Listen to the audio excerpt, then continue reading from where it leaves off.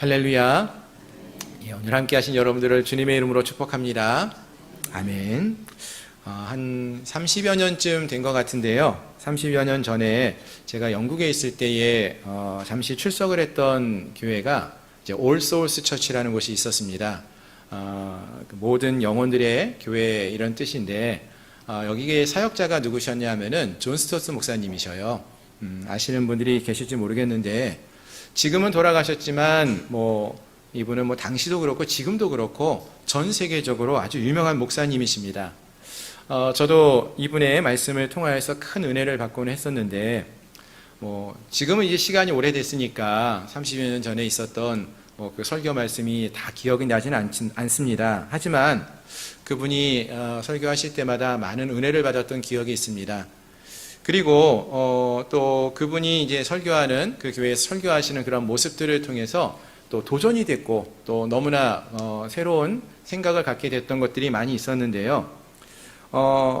다른 것이 아니라 이 교회에서 이제 목사님이 설교를 하시는데 이 교회가 이제 크니까 목사님들이 여러분들이 계셨어요. 존 스토트 목사님도 계시고 또 다른 말씀을 증거하시는 목사님들이 많이 계셨는데 언젠가는 이렇게 말씀을 전하시는 것입니다. 이제 교회에서 산상수훈 말씀 마태복음 5장부터 8장을 이렇게 강해해 가시면서 설교하시는데 마태복음 5장 1절부터 12절, 13절까지 두 주간에 걸쳐서 존 스토트 목사님이 이 말씀을 전하셨어요. 팔복에 관해서 또 빛과 소금에 관해서 이렇게 말씀을 두 주간 전하셨습니다. 그랬더니 그 다음 주에는 다른 목사님이 올라오셔서 그 예배 시간에 그 다음 마태복음 5장 14절부터 나오는 또 말씀을 쭉 이어서 설교하시는 거예요. 또 그 다음 주에는 또 다른 분이 올라오셔서 그 말씀을 또 전하시고 이어서 이렇게 5장부터 8장까지를 목사님들이 돌아가면서 이렇게 말씀을 전하는 모습을 보았어요. 또 어떤 식으로 설교를 하시는가 보니까 한 번은 성경에 나오는 사랑이라는 주제를 가지고 8주간 말씀을 전하시는데 이것도 어쩔 때는 같은 본문 또 어쩔 때는 다른 성경의 본문을 가지고 사랑이라는 주제를 가지고 여러 목사님들이 한 번은 존 스토트 목사님이 또 다른 한 번은 다른 목사님이 말씀을 전하시는 거였습니다. 그게 새로운가? 여러분들은 그렇게 생각을 하실지 모르겠지만 당시 신학생이었고 그런 식으로 설교를 하는 모습을 보면서 저에게는 큰 충격이었고요. 이렇게도 설교를 전할 수 있겠구나. 함께 팀을 이루어서 함께 말씀을 나누고 또 공유하면서 말씀을 전할 수도 있겠구나 하는 게 저에게는 큰 도전이 되는 그러한 모습이었어요. 그래서 그때 결심한 게 있었습니다. 나중에 한국에 돌아가서 이제 저도 목회를 하게 될 때 이런 식으로 한번 설교도 함께 동역하는 동역자들과 목사님들과 나누어서 설교도 하고 해보면 좋겠다 이런 생각을 가졌어요. 그리고 나서 이제 돌아와서 이제 저희 교회에서 사역을 하면서 이제 함께하는 목사님들과 때로는 요즘은 이제 여호수아서 말씀을 수요일날 강의하는데 저하고 또 이제 정준영 목사님하고 같은 그 여호수아서지만 본문을 나눠서 이렇게 강의도 하고요, 설교도 하고 또 때로는 또 어떤 본문을 반복적으로 같이 나누어서 설교하는 그런 경우도 있습니다. 특히 오늘 본문의 말씀은 사실은 지난 수요일 날 정준영 목사님께서 설교하셨던 본문하고 겹쳐요. 똑같지는 않지만 겹치는 부분이 많이 있습니다. 그날 나오셔서 말씀을 들으신 분들은 약간 비슷한 말씀이구나 또는 같은 본문인데 이렇게 또 말씀을 볼 수도 있겠구나 이렇게 또 새로운 각도로 또 말씀을 보시면서 은혜를 나누시면 좋겠고 혹시 지난 수요 예배를 함께 동참하지 못하신 분들은 하나님의 또 여호수아서에 나오는 이 말씀을 통하여서 이 말씀을 통하여 주시는 은혜를 함께 나눌 수 있으면 좋겠다라는 생각이 듭니다. 아멘. 그래서 어쨌든 이러한 생각을 가지고 오늘 또 말씀을 한번 준비해 봤고요. 이제 오늘 본문의 말씀을 함께 살펴보기 원하는데요. 오늘 본문의 말씀은 여호수아 17장 14절 이하의 말씀인데요. 이 말씀은 여호수아서에서 후반부에 해당되는 그런 말씀입니다. 이미 여러 번 말씀을 드려서 아시겠지만 여호수아서는요 크게 두 부분으로 나누어 봅니다. 그래서 하나는 전반부는 가나안 땅을 이스라엘 백성들이 정복해 나가는 그 전반부에 관한 이야기, 땅을 정복하는 이야기. 그리고 후반부는 그 정복한 땅에 이스라엘 백성들이 가나안 땅에 어떻게 정착해 가는가 하는 것을 말해주는 후반부의 말씀으로 나누어져 있습니다. 오늘 본문은 그 중에서 이스라엘 백성들이 가나안 땅에 정착하게 되는 이 후반부에 속하는 말씀이 되어집니다. 먼저 오늘 본문의 17장 14절 말씀을 함께 보시면 이렇게 말씀이 시작되지요. 요셉 자손이 여호수아에게 나와서 말하기를 여호와께서 지금까지 내게 복을 주심으로 내가 큰 민족이 되었거늘 당신이 나의 기업을 위하여 한 제비 한 분깃으로만 내게 주심은 어찌함이니까 하니라고 했습니다.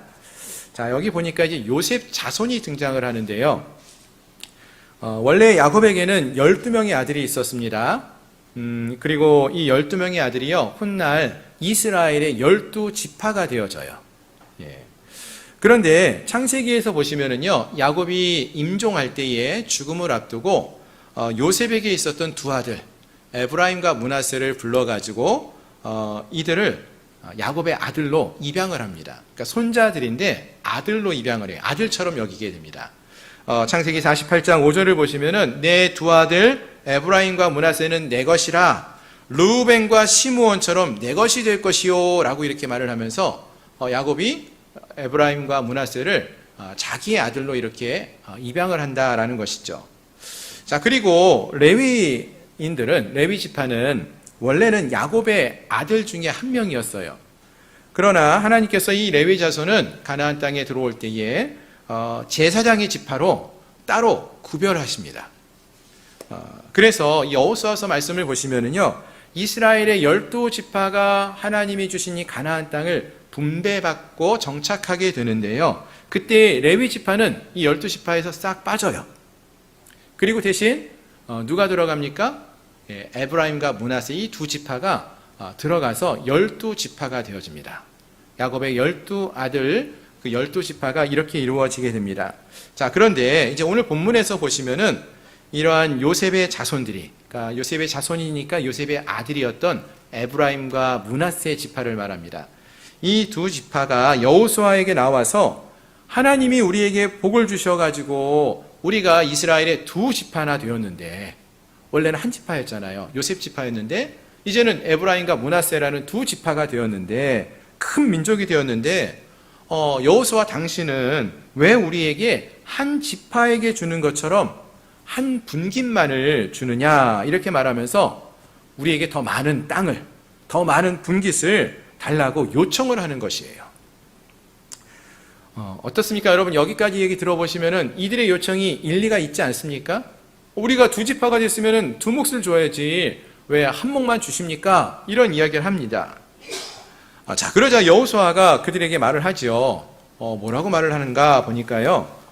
그래, 너희가 큰 민족이 되었으니까 에브라임 산지가 너에게 너무 좁다면은 이제 브리스 족속과 르바임 족속의 땅 살림에 올라가서 그 땅을 스스로 개척해라. 정복하고 그 땅을 취해라. 이렇게 말하는 것입니다. 즉 너희가 두 족속이 되고 큰 민족이 되어서 땅이 부족하면은 에브라임 산지도 취하고 브리스 족속과 르바임 족속 땅까지 가서 차지하라. 이렇게 말합니다. 그러자 다시 요셉의 자손들이 말을 하죠. 지금 정복하라고 하는 그 산지는 우리에게 넉넉하지도 못하고 골짜기 땅에 거주하는 모든 가나안 족속에게는 베스안과 그 마을들에 거주하는 자이든지 이스라엘 골짜기에 거주하는 자이든지 다 철병거가 있나이다. 이렇게 말을 합니다. 여러분, 철병거가 어떠한 것인지 아시죠? 철로 된 병거예요. 그러니까 요즘 우리식으로 좀 쉽게 설명을 드리면은 이 당시 사람들은 다 칼이나 활을 갖고 싸우지 않습니까? 근데 갑자기 거기 탱크가 나타난 거예요. 그럼 이게 전투가 되겠습니까? 안 되죠.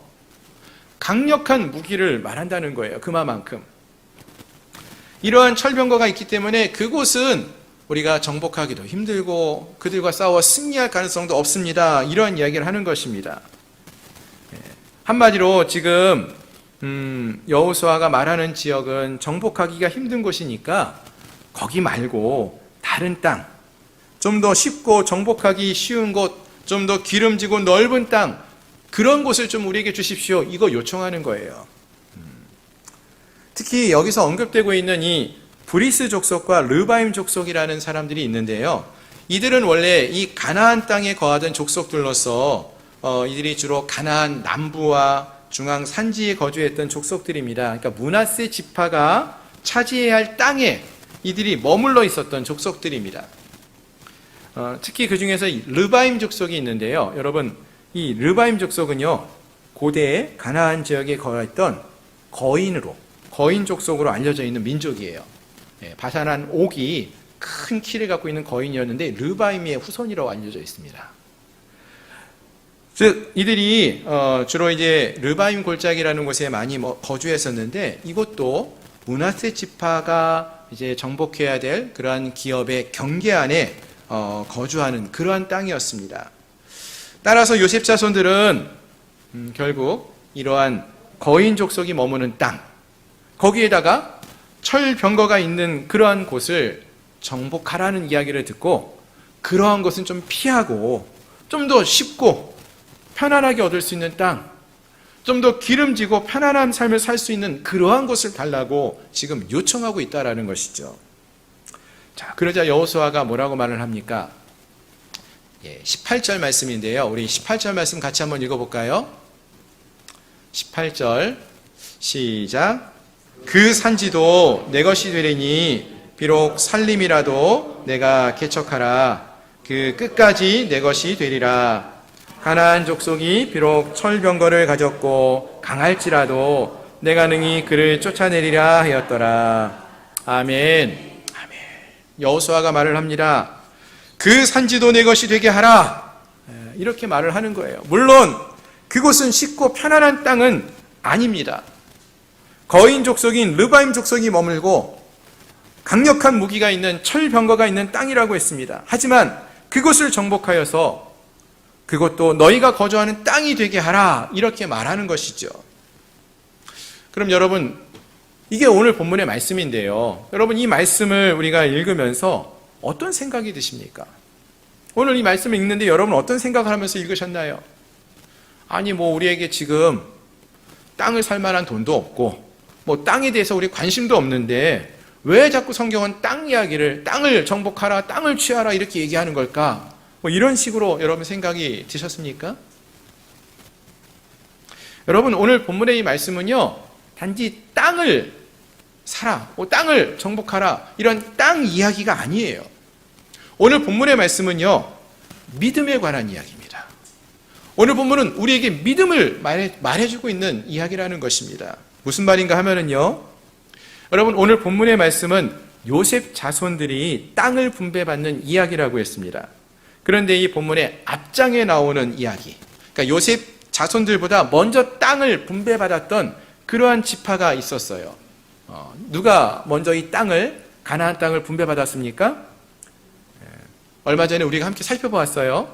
유다 지파. 유다 지파 이야기가 나와요. 거기에서 우리가 누구를 살펴보았는가 하면은 유다 지파의 갈렙이라는 그런 믿음의 사람과 또 온니엘과 악사라는 믿음의 사람에 관한 이야기를 살펴보았습니다. 그럼 기억나시나요?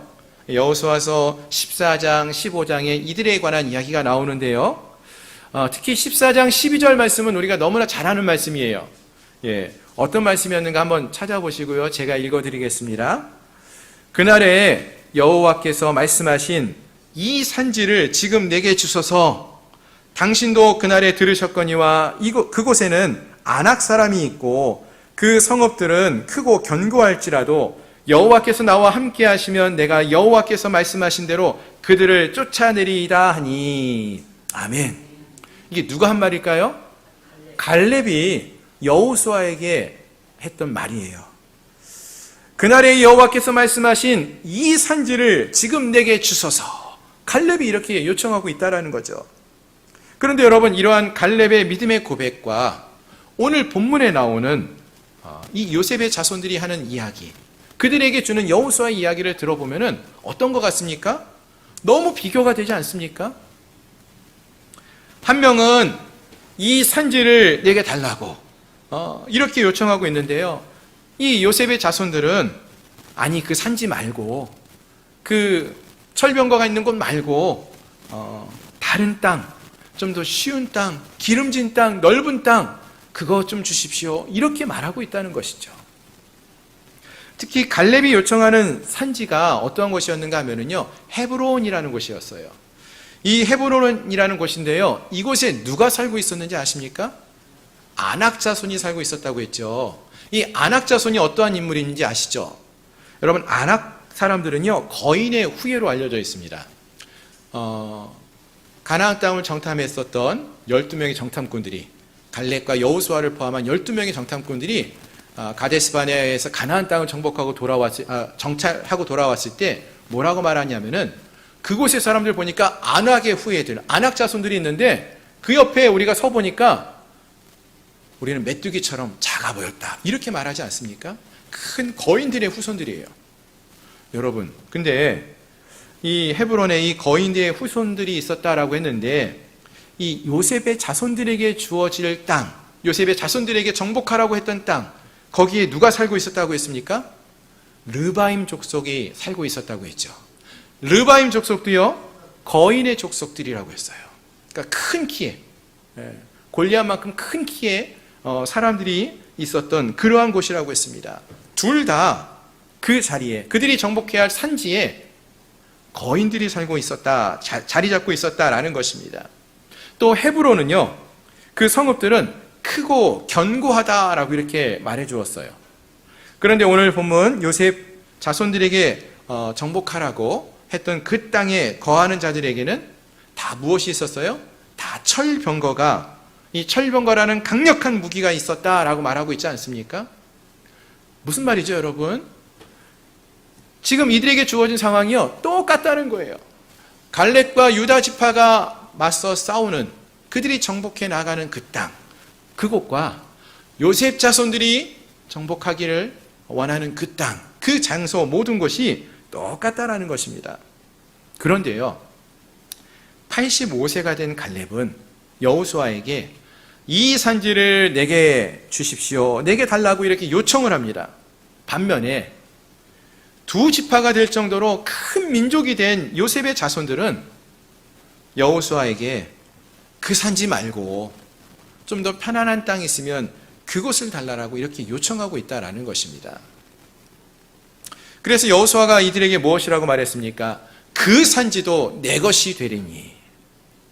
여러분, 여호수아서 14장과 17장의 이 말씀이 너무나 재미있는 대조를 보여주고 있지 않습니까? 한 곳에서는 이 산지를 내게 주소서, 이런 외침이 있고, 또 한 곳에서는 그 산지도 내 것이 되게 하라, 이렇게 외치고 있다라는 것입니다. 그렇습니다. 여러분, 본문의 이 요셉의 자손들, 즉 에브라임 지파와 므낫세 지파, 이들의 지파의 이 이야기는요, 갈렙이 속한 유다 지파의 그 모습과 믿음의 차이를 너무나 강렬하게 보여주고 있다라는 것입니다.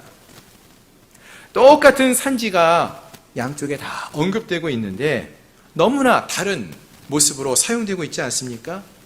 유다 지파와 갈렙은 그런 산지와 같이 어렵고 힘든 사역지라도 내게 주십시오, 주의 나라를 위해서 내가 일하겠습니다, 이러한 고백으로 나아가는 그러한 모습을 보여주고 있어요. 하지만 에브라임과 므낫세 지파의 사람들은요, 우리에게는 왜 이런 산지만 주십니까? 좀 더 편안한 삶을 살 수 있는 곳, 그런 곳 없으니까 그런 곳을 좀 주십시오, 이렇게 이야기하고 있다라는 거예요.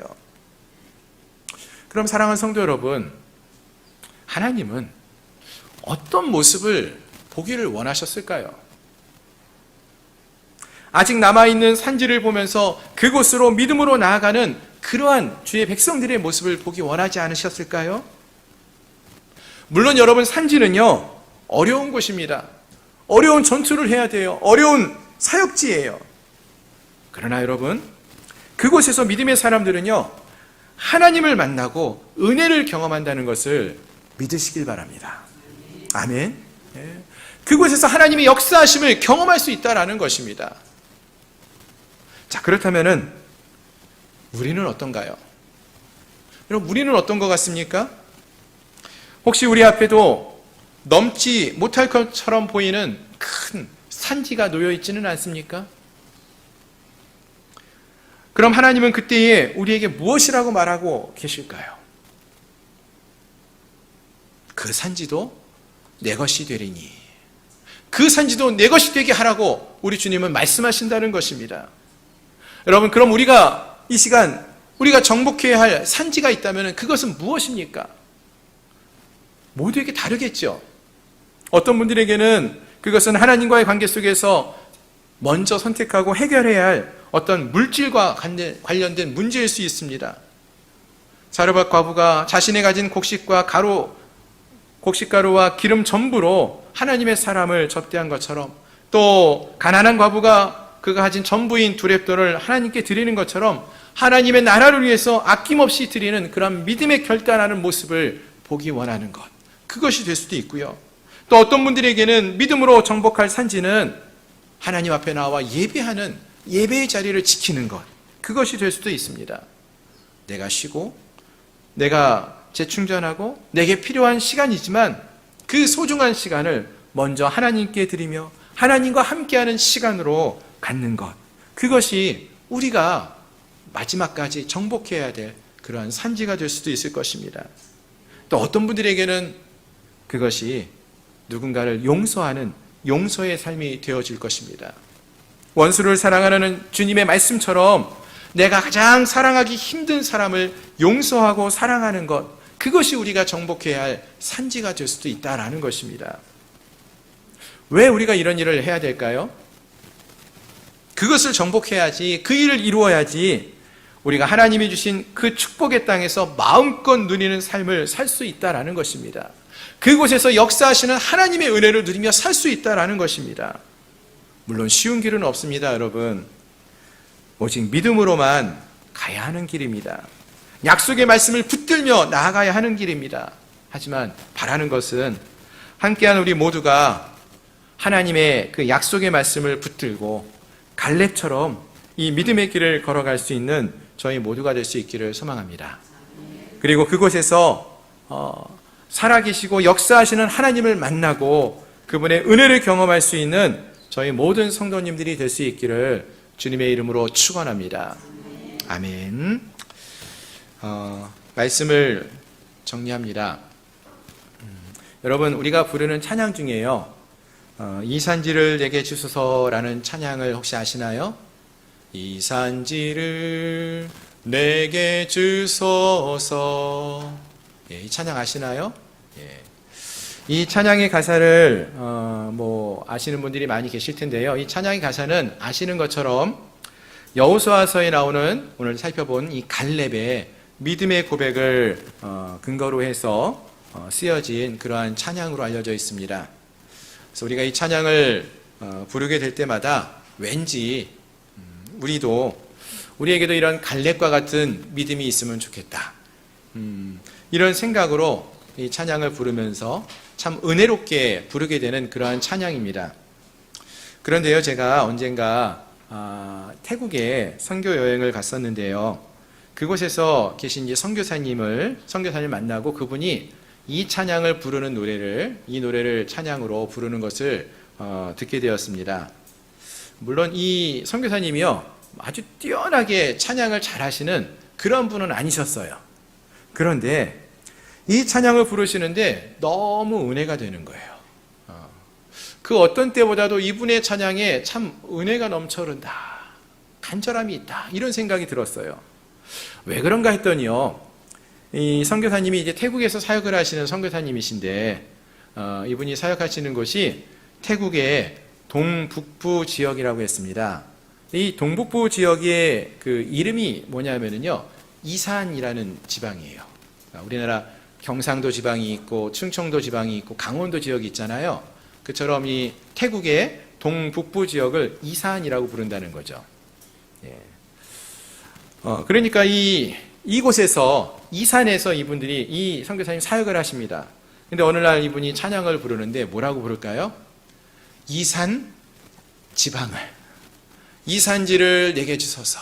이분은 이 찬양을 부르면서 내가 사역하고 있는 이산 이 지방에 이 믿지 않는 태국의 사람들을, 영혼을 구원할 수 있게 이 산지를 내게 주소서. 이렇게 믿음으로 이 찬양을 부르고 계셨던 것입니다. 주님, 주께서 복음을 전하라고 말씀하신 이 산 지역에서 복음을 전합니다. 이 복음의 열매가 있게 해달라고 이 산지를 내게 주소서, 이렇게 부르면서 이 찬양을 부르고 있었다라는 것입니다. 그런 간절함으로 찬양을 하시니까 이 찬양이 그 어떠한 찬양보다 너무나 은혜롭게 불려지고 있었던 것이죠.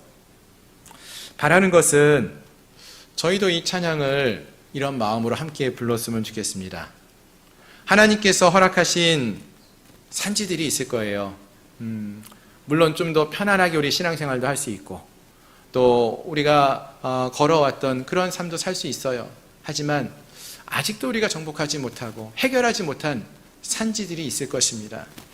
그러나 우리가 그것을 포기하지 말고 그 땅도 주님의 이름으로 정복해 나아갈 수 있게 해달라고, 복음을 전하며 나아갈 수 있게 해달라고 간구하며 노래하며 나아갈 수 있는 저희 모두가 될 수 있기를 소망합니다.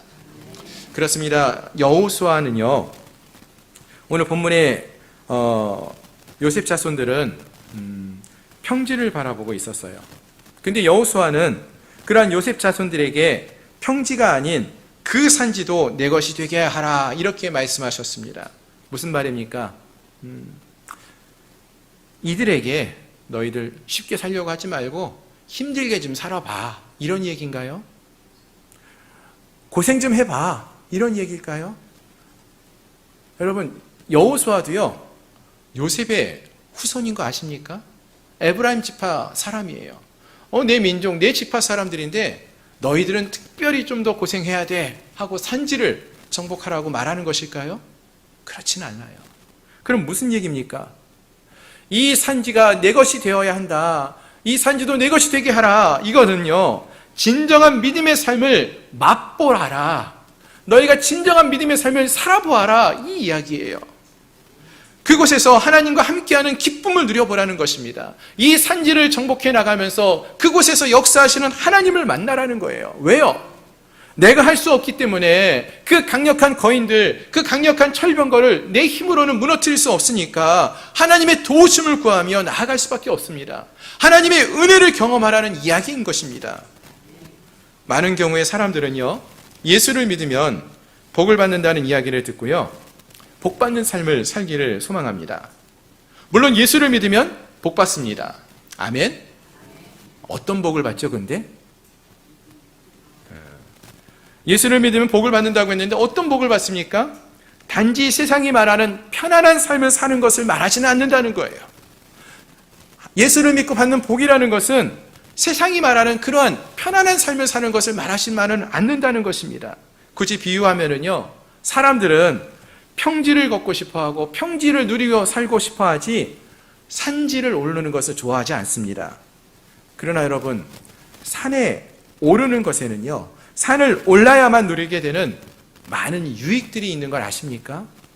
산에 올라야지만, 힘들어도 올라야지만 볼 수 있는 것들이 있어요. 절경이 있어요. 아름다운 전경이 있습니다. 시원한 바람이 그 위에 있습니다. 그 모든 걸 보며 기쁨을 누릴 수 있는 기쁨이 있습니다. 예수를 믿으며 산다는 것, 그냥 예수님 믿고 살면 되지, 예배 한번 참석하면 되지, 왜 굳이 산지를 오르고 산지를 정복해야 할까? 이런 질문을 하지 않습니까? 여러분, 그러나 진짜 믿음을 맛보는 길은 무엇이냐 하면은 이러한 산지를 정복해 나가는 길입니다.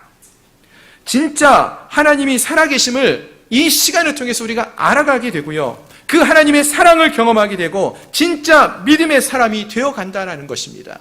진짜 믿음을 맛볼 수 있는 곳이 되어지는 것입니다. 바라는 것은 함께한 우리 모두가 진짜 믿음의 삶을 살아갈 수 있기를 소망합니다.